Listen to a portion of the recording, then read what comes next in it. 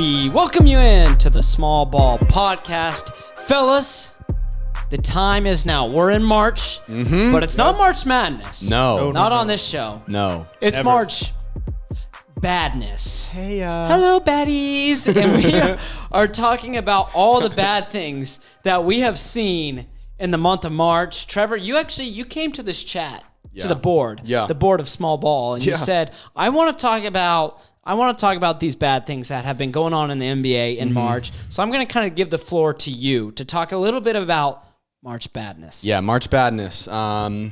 It's a time where we just get a bash on some people in the NBA, call them out, hold them accountable. Accountability is huge in anything. Yes. And so today we're gonna talk about some things that need to be held accountable. Some people, some organizations, maybe it could be a coach, it could be a player, a decision on an outfit by a player, whatever it is. I got mine. Okay, what's yours? Mine is star of the Washington Wizards, Bradley Batty Beal. Whoa, triple B. Triple He's a B. Triple B. He's okay. Bradley Beal, his career has been quite the roller coaster. Obviously, he came up with John Wall, and they were great. But he has turned out, like the last couple of years, this season, he has only played 50 games. He is constantly resting, constantly sitting out. The Wizards find themselves at the bottom of the Eastern Conference yet again. And it's not like he's out here balling on this team either. He hasn't been super great. Sure, you look at his numbers and they look decent. He's averaging 23 points per game on 50% shooting. But in my opinion, this guy is now, he is, let me see, I'm trying to get his age. He's 29 years old, about to be 30. He's in the prime. And the team is talented. They have talent around them. But for some reason, Bradley Beal just hasn't been able to lead this team the past couple of seasons. And it's not just this season I'm talking about. I mean, I can look at last year, he only played 40 games. The year before that, 60. The year before that, 57. Yeah. That's awful. If he's your star franchise guy and he's making bank like he is, Bradley Beal, and this is more than just March, Bradley Beal has been bad. And, I would not be surprised if the rumors that we've been hearing for the past couple years about him being moved finally come to fruition this offseason. And I don't think that's going to be a bad thing if you're a Washington Wizards fan. I think it's time to turn the page and move on because Bradley Beal just hasn't helped them as a franchise. He that could be harsh. Yeah, but he hasn't done enough to be the centerpiece of a franchise. If you're a centerpiece guy, you have to be playing over 65 games a year. Yeah. Obviously, injuries happen.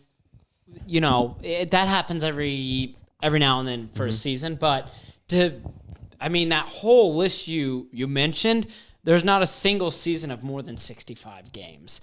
It's hard to be successful if you're the best player and you're missing, over 20 games in a season. It makes the rest of your team, their lives, a whole lot more difficult. It doesn't matter how talented you are either. Like Bradley Beal is so talented. Yeah. But yeah. He's a great basketball player. Yeah. I mean, definitely. He's shown that he's been a good player, but he's making like $50 million, like something outrageous. And he was never, in my opinion, worth that much. And I don't think that the Wizards really, I don't know, they kind of put themselves in like a Portland situation with Dame where they're like, no, Dame's our guy, yada, yada, yada. And they can't like be like, okay, maybe this isn't working out and like we need to trade him. Which for Dame, it's understandable. Right.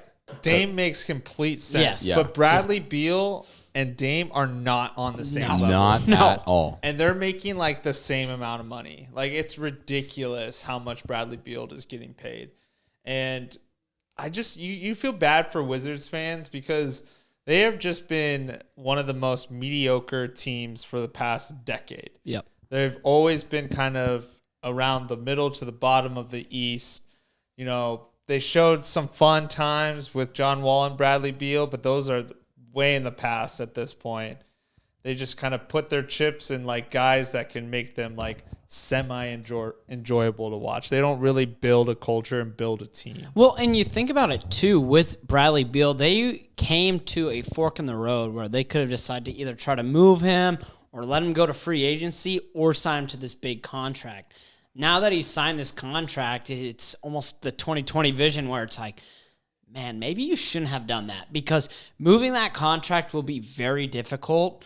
And they obviously don't have enough pieces to build around him because he's not playing enough. And you had to get creative with your money when you're paying a guy as much as you're paying Bradley Beal.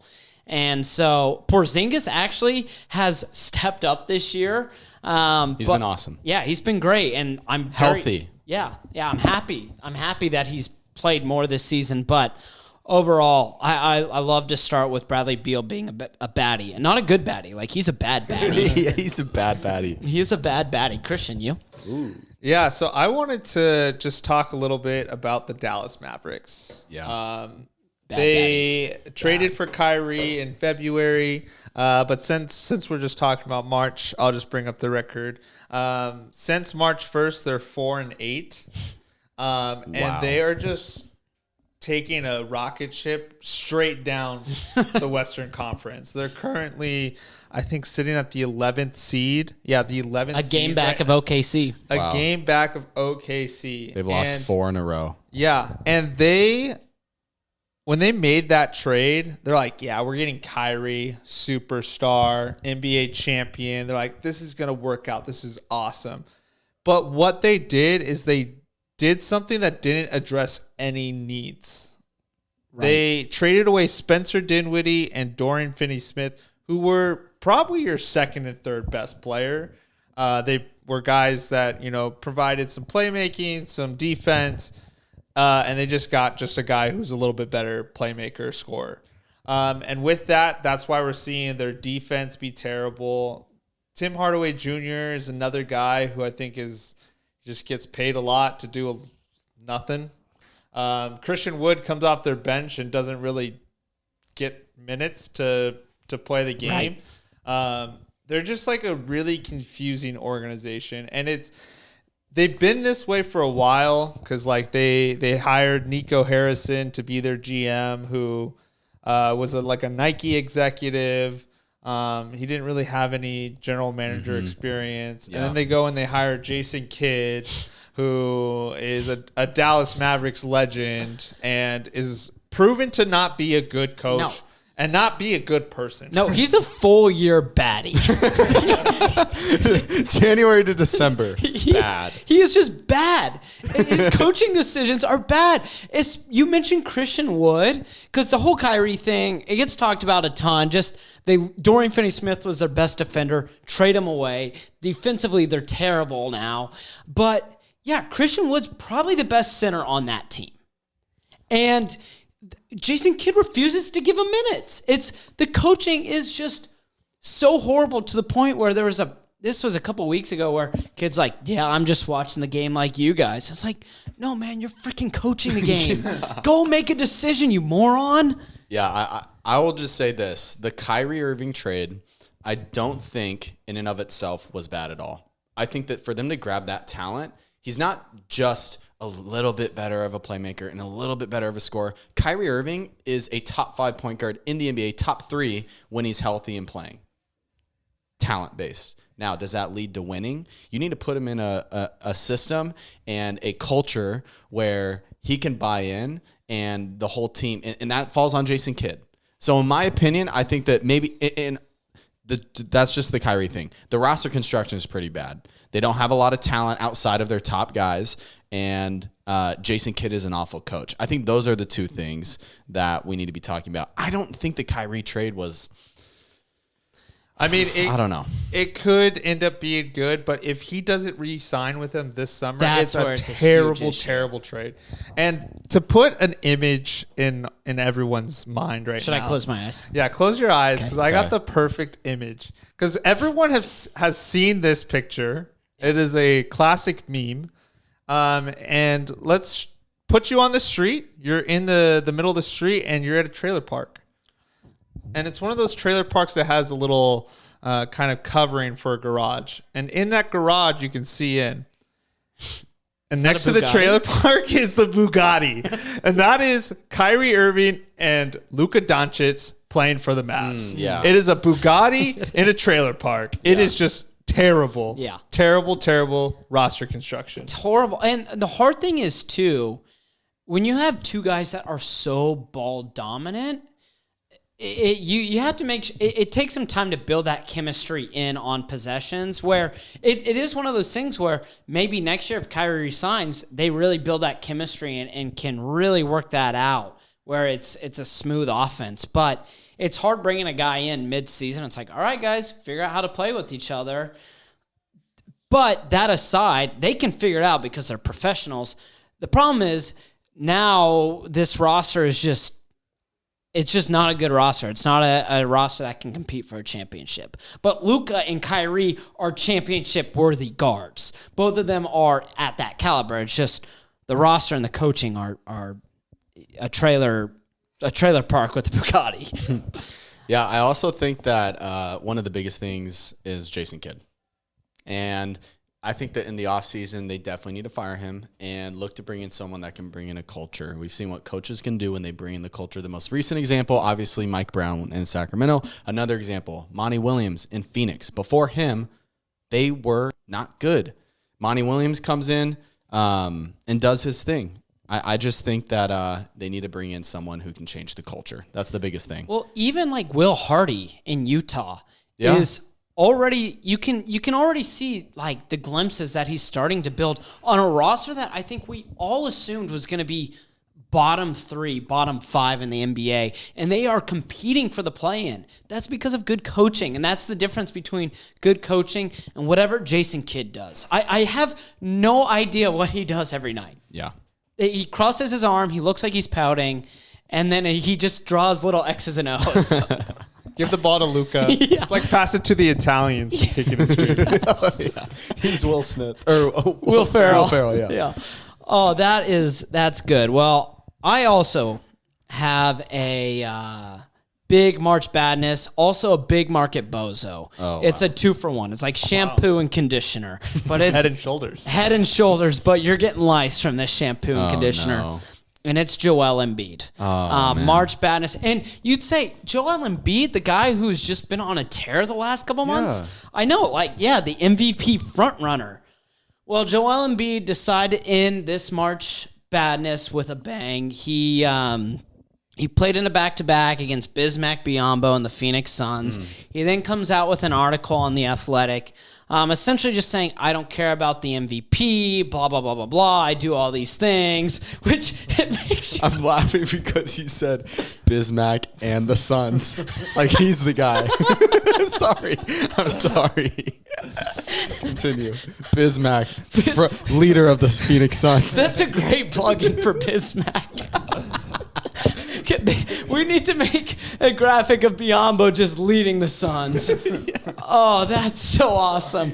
So he plays Bismack and the Suns, and he comes out with this article on The Athletic, and it's essentially like, hey, I think I should be MVP, but I don't care about MVP. I do all these things. Why should I have pressure on me when there's a guy who's won 2 MVPs who doesn't have pressure on him? He's making a bunch of comments where you read that, you're like, all right, sure, this was already getting some flack online.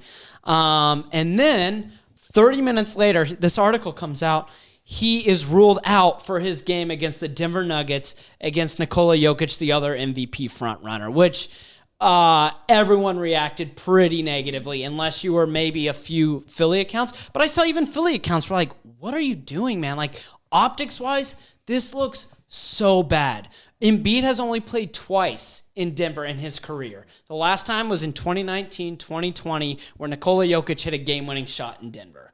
Optics-wise, you have to play this game if you come out with that article. It is basically saying, like, I should be MVP, I don't care, blah, blah, blah, blah, blah, right? You have to play against a front runner this late in the season. It just, to me, it looks so bad. And I do think Embiid will probably win MVP, but this late in the season, a voter is going to see that. Kendrick Perkins even came out and said, I'm going to remember this. And Perkins doesn't like Jokic.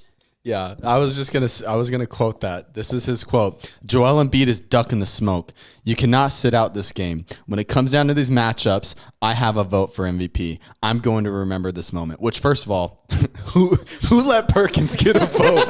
Who let Perkins get a vote for MVP? Like, that's ridiculous. But yeah, he's like one of the lead guys that's been against Jokic and super pro. He's gonna Joel. go for Giannis now. Yeah, Probably. He was definitely pro Embiid for like the longest time. He was like, Embiid should win. This is stupid that Jokic is a 2-time MVP. Yada yada yada. But I mean, if you want to be the best, you got to play the best. You got to beat the best. And Embiid sitting out this game, like, you're just a coward at this point. Like, why wouldn't you want to play against Jokic, who is the best center in the league? If people are saying he's the best center and you're number 2, go out and prove that you're better. It's ridiculous. And here's the issue too: is he played in a back-to-back against Golden State and Phoenix, and in that game in Phoenix, Philly lost by 20 points. Why would you not have him rest against a Biyombo-led Suns team when you know Denver is looming? Like, everyone, after that first match, it was like, wow, Embiid played amazing. Everyone was looking for this rematch. And you playing that back-to-back and then sitting out, again, it goes back to optics, because for a regular player, it's like, oh, it's late in the season. He's just probably getting some rest. But when you have all these other things and other factors playing into it, that looks so bad on you. You can't come out with this article and you can't come out with saying, I am the best. And then when you have a chance to prove you're the best, you sit out. It looks really, really bad against Joel Embiid. I'm sure he reads it online. He doesn't care because he shouldn't care. But overall, it's a really stupid look for I like Embiid. how he was like, I want to win MVP, but I don't care if I win MVP. Yeah. Like, he's just like trying to play cool. Like, no, you clearly want to win MVP. Because if you win MVP, that means you're getting a pay raise. Yep. That's for one. You're going to go, that just like helps you solidify yourself as one of the greatest players to ever play the game. Yep. Because at this point, and this might be an early reaction, I don't even know if Embiid will ever win a championship. I've said this about players before in the past, like Russell Westbrook and James Harden. I just don't think their style of play is what will lead them to a championship. And I'm starting to think about throwing Embiid into that pot because he is I like just this hot take. It's, you watch Philly and it's just Harden and Embiid. If I'm on Philly, why would I want to go play on the Sixers? Tobias Harris making crazy money right now just to be a corner shooter. Yeah. Why would anyone want to join your team? This does feel like it is a pivotal year for Philly, and there's one more point I want to touch on. Just because Harden, there's rumors of Harden going to Houston, which is hilarious. Like, what is happening for Harden, who's in a great situation right now? But if he goes to Houston and Philly walks away this season without much to show for it, then you start to question, hey, how do we build around this organization? It's still Embiid, but how do we properly do it? Which that's my last point is he talks about, well, why should I have any expectations when Jokic does, or he doesn't say Jokic, but he alludes to Jokic, which for one, yeah, Jokic probably deserves more pressure, but there's definitely been a lot more conversation this year of like, what has Jokic done? And that will continue to build in the playoffs. So, first of all, let's not worry about Jokic. Second of all, Embiid was at a top 3 draft pick? He's 29 years old. He's talked about the process since he was drafted. That's all we've heard about is trust the process. Starting to lose faith. You know? Wow. If we're going to trust the process, there should be pressure on you because a process shouldn't take 10 years. A process is like, hey, we're going to get this process in place. It's going to be 6 months. IT's going to be in and we'll be good to go. I mean, one of my favorite stats of all time is the Sacramento Kings has made a conference final like more recent than the Philadelphia 76ers. I'm not believing this process. Wow. I'm over it. I like this. This is feisty. Wow. And woo, I'm getting hot. But so there's pressure on you, Joel Embiid, and it's yeah. Whether you like it or not, on you, Joel, on you. On you. We're talking to you. But there's pressure on you. You've talked about the process. Now prove it. If you make it to the Eastern Conference Finals, if you make it to the NBA Finals, then you've completed the process. But until you've done that, that process then becomes a meme. And when you become a meme, it's hard to get out of that. So for that, you are my big market bozo.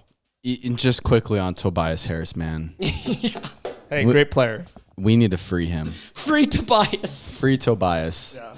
Toby. I'm like trying to figure out how we can get him into the small ball kingdom. Yeah, he's a small ball kingdom player. He is. Yeah. And we need to think He about was captured by the Philly. He the was. big market. He's like a capture night. Yeah, that's exactly. That graphic's gonna really look good. I will say the celebration that will happen in this studio and for small ball fans all around the world for when Tobias Harris joins a small market team. What's it gonna be like? I can't even imagine. I'm gonna buy fireworks for this living room. Just free Tobias Harris. Hashtag free Toby. Free Toby. Free Tobias, man. Gosh, that was good. Big Market March Badness. That was fun. Great segment. Yeah. Really good. Quickly, let's cover the East. Yeah. Brooklyn Nets new small market team. They've officially dropped to 6th in the East. Yep. Tied with the Miami Heat. Furthest I see them dropping is 8th, but we've also seen a rise in a couple stars, especially in Bridges. What are even expectations at this point for the Nets? Is it just trying to avoid the play-in? Is it winning in the play-in? Because at this point, I feel like just seeing positive growth in your young players is kind of as great as is. Yeah, I've been kind of going back and forth on this. Actually, before you even mentioned it, like a couple days ago, I was talking to my friend Chris about this. Like, what are the Nets trying to do this year? Like, what would be a good year for the Nets? Because they were a playoff team. They were like the 5th seed when they traded Kevin Durant. Obviously, we kind of expected them to drop. So now are they like, let's try to get out of the play-in and go playoffs? Or are they like, we're fine with if we drop in the play-in? And if anything, that helps with like or I don't even think they have their draft pick this year. So it doesn't even like matter if they lose. Not saying like their draft pick would be that good anyways, but like I really don't know what the Nets are trying to do because they have even rested guys on back-to-backs. And it's like, you guys aren't even good enough to like rest. Yeah. Like I see Royce O'Neal sitting out on a back-to-back. I'm like, dude, what's wrong with you? Like, you're just a role player. Yeah, there should be a rule in the NBA where role players can't rest on back-to-backs. Yeah, you're the reason. Like, the only players that should rest on back-to-backs are the superstars. Like, they have role players in place so that the superstars can rest. Right. Yeah. And so if they're resting, then who's playing? Who's playing? But I really liked what Mikal Bridges has done this year. I think he surprised a lot of people. I think he kind of surprised me. I knew that he was a good player, but I didn't know that he had that much shot creation kind of in his game already. And I'm excited to kind of see the growth that he has for next year. It would be really sick if he kind of is like the Lauri Markkanen of this year, you know, just kind of like steps it up huge for the Nets. And he just like says, I'm going to be that guy. You know, we don't have a guy, so I'll be the guy. Yeah. Mikal Bridges has turned into like one of my favorite players in the NBA. Yeah. Just with his personality is awesome. Like, he's just such a down to earth, fun dude. And he affects the game on both ends immensely. Offensively, we've seen him be the leading scorer for the team. And defensively, he's their best defender. And he's one of the best on-ball defenders in the NBA. And on top of that, the dude doesn't sit. Iron Man. He's Iron Man. He doesn't sit. And yeah, that all together, just how can you not be a fan of that? Yeah, he's just a joy to watch. Yeah. He's such a down, and it's what's crazy is we were talking about role players because in Phoenix he was just a role player, And it made sense because if you have Devin Booker and Chris Paul, it's hard to. I mean, those guys are going to be the ball dominant players. That's just how it is. And so he kind of was a 3-and-D guy for most of his time in Phoenix. So this trade to Brooklyn, if there's one just massive winner, it's going to be Mikal Bridges. Yeah. Let me get one more Eastern Conference team to talk about. Yeah. The best Eastern Conference team in the NBA, best small market team in the NBA, I should say, Sure. the Milwaukee Bucks. Okay. They have been struggling as of late. And as of right now, the Boston Celtics are a game and a half behind them for the number 1 seed. So this is something to keep our eyes on moving forward. They play each other this Thursday. So March 30th, Celtics, Bucks. Watch that game. It's going to have massive playoff implications to determine who's going to be the 1 seed. Yeah, and, they rested Giannis tonight against Detroit. They're up 6 right now in that game. That's a proper way to rest a player, by the way. Yep. You rest against a bad team so you can be ready for a big game. That's how you do it right there. But Milwaukee, Denver kind of went on that slide earlier in March. So I'm not...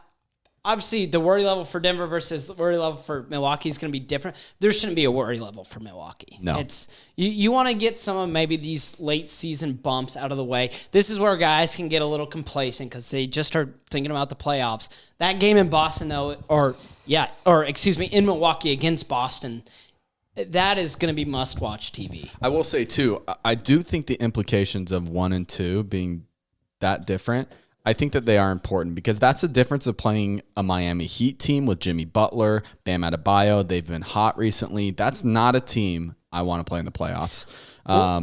Second round. Sorry. Yeah. No. I'm just saying, either you're going to face them or you can face a team like the Hawks, the Raptors, or the Bulls. Much rather would take one of those 3 teams as opposed to the Miami Heat. I do not want to see Bam Adebayo and Jimmy Butler in the playoffs.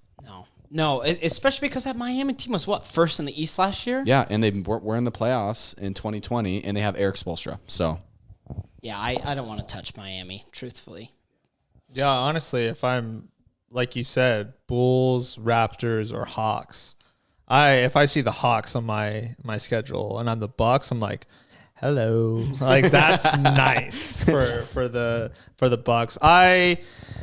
Honestly, with teams that are so good, like Denver and like Milwaukee, you kind of, if anything, want them to have a little slippage now. Yeah. As opposed to trying to figure it out for playoffs. Because you could slip now, and then there's still 9 games left to kind of get yourself right back on the right page so that you're ready for playoffs. And the Bucks have done it. They've proven it. Giannis has done it. He's the man. I have no worry about the Milwaukee Bucks whatsoever. In fact, I think that they will win it this year. I think they'll kind of cruise through the East. Boston, I don't know. There's something about Boston that I just I still don't like. And with all the stuff of Jaylen Brown coming out of him not looking very happy in Boston, it's is he gonna want to give it his all for this team he doesn't even want to be a part of? And, I wouldn't be surprised if he asked for a trade this summer or something like that. But Bucks are fine. They're going to be the championship. Which, counterpoint to Jaylen Brown, maybe he wants to give it his all and then ask for a trade and say, look what I just did for you. Now get me out of here. Wow. Yeah, just like that. I don't know if it works like that. I feel like if I'm the Celtics, I'd be like, yeah, thanks for doing that for us, man. So you coming to practice? I would just like to play a little devil's advocate for you. It's funny. We talked about who you want to play 7 or 8 in the East versus in the West. It kind of feels like a crapshoot for whoever you play against.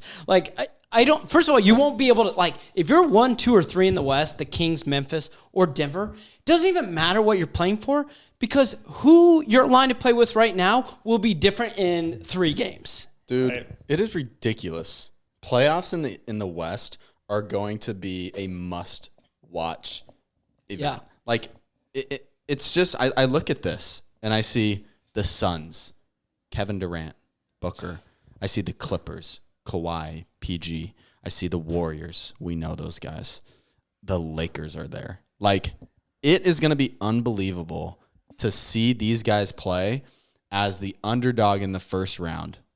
And it's going to be wild. Like, I do not know what's going to happen. You could literally throw – it's like predicting what's going to happen is going to be like throwing darts at a board. Whatever. Anything can happen. It's hilarious, too, because Christian's saying, I think the Bucks will win the East. I think there was a collective, like, that's pretty darn agreeable. 100%. The West, there's like 6 teams. 7 teams, you could say, and you could find an argument for why they would win the West. Yep. Yeah, it's so uncertain. I mean, this might be like a weird take, but like, I'm just like not that afraid of the Lakers or the Warriors this year. I feel like, yeah, these guys have done it in the past, but again, that's the past. They haven't really done it this year. And yeah, the Warriors they dealt were with champions last season. Yeah, that was last season. I'm talking about this season. I think, with Andrew Wiggins being out probably the whole year, like that's a huge blow. That was like your X factor last year. He's your best defender. He came up, made some big shots. I don't know. There's just something about the Warriors and the Lakers where I'm like, yeah, you guys have done it in the past, but I just don't see it this year. LeBron scares me. LeBron scares me, and Steph Curry and the Warriors scare me. I live in this reality Face where your fears, boys. having to face Anthony Davis and LeBron James in the first round. And D'Lo. Throw him into that. And D'Lo. It's just...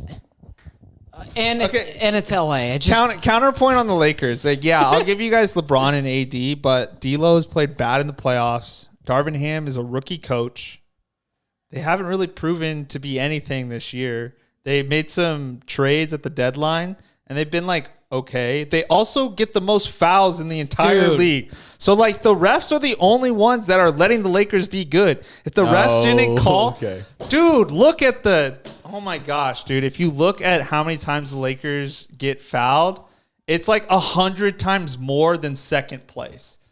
It is a crazy number. It is crazy, but we can't be up here and say, like the NBA's rigged. We can. No, we can't say like the refs are the only reason the Lakers have become good. Their roster their roster is really good. They're better. Their roster is better than what they were. And I don't think they're going to be a first round exit. So whoever plays them is in trouble. Oh, I've been crossing my fingers that they finish 7th or 6th in the West. They won't be a first round exit because they won't make the play-in. Oh, yeah, it's a possibility. They're one game out of the Mavericks are one game out of that spot. They're one game out. I almost feel it's more likely we see the Lakers jump up to like 6th, or this would be crazy. Maybe is like 5th. It could happen. They're only 2 games back of that. The Wolves are a game and a half out of 4th in the West. I mean, yeah. And I saw someone tweet like, "Oh, this is such a the Western Conference sucks this year." Blah blah. I was like, no, the parity in the Western Conference is unbelievable. Yeah. Like, you should want this in a league where all the teams in one conference are this even with talent. Like, if someone comes out of the West, I'm not thinking, oh, they're just gonna get boat raced by Milwaukee. Mm-hmm. I'm gonna think, wow, they survived a very even conference. They're battle tested, and they can. Milwaukee's not unbeatable, and I'm talking if Milwaukee wins the East. Right. Whoever comes out of the West has a very good chance of winning a championship. Yeah. So that narrative that the West is weak this year is, I think, a really bad one. I just think, no, the West is just really even this year with a lot of talent. Yeah. Like, how many top 10 players are in the West? More than 10. Top 15. More than 10. What's 11. the ceiling is the roof? Was that MJ? That was MJ. Yep. Thank you, MJ. Wow. That was really good, guys. That was really good. Was that good for you, Christian? It was good for me. That was really good for me. Oh. And the show with a little promotion. The show with our promo. Waterloo Peach. Ooh. That's spicy. Waterloo. Sparkling water. Waterloo. Oh, Waterloo. please, guys, if you have any connections to Waterloo. That was their ad read? We're not done yet. Oh, we're not done yet. This is still the ad read. Please, guys, if you have any connections to Waterloo, we beg you. We are looking for our first ever show sponsor. And all I can say is the passion, will, and drive we will give you, Waterloo, will be unlike anything you've ever seen from another show that you've sponsored. Waterloo, water who? Peach sparkling water for you. Nice. Find it at your local Fry's and Safeway. 0 calories, 0 sugar, and the peach tastes like it's a sweet summer in Georgia. Your turn. You feel that sparkle? No, that's not Meghan Markle. That's the Waterloo peach water drink. Wow. You guys had me beat on that. Life is a beach. Enjoy your Waterloo peach. Wow. That's good. Yeah, thanks, guys. You hear that sparkle? The bubbles. You feel What? The bubbles what, Tra? The bubbles are spiky like stubble on your chin. Buy your Waterloo at your local Fry's. Fries and Safeway. Okay, Christian, you got any more? No. I think we're just going to end it with... I thought mine was pretty good. So Yeah, yours was good. I should have done that. Yep. All right. Hey, well, that's the show. That's Trevor. Christian to my right. I'm Scott. We say so long for now. We'll see you next week. Waterloo!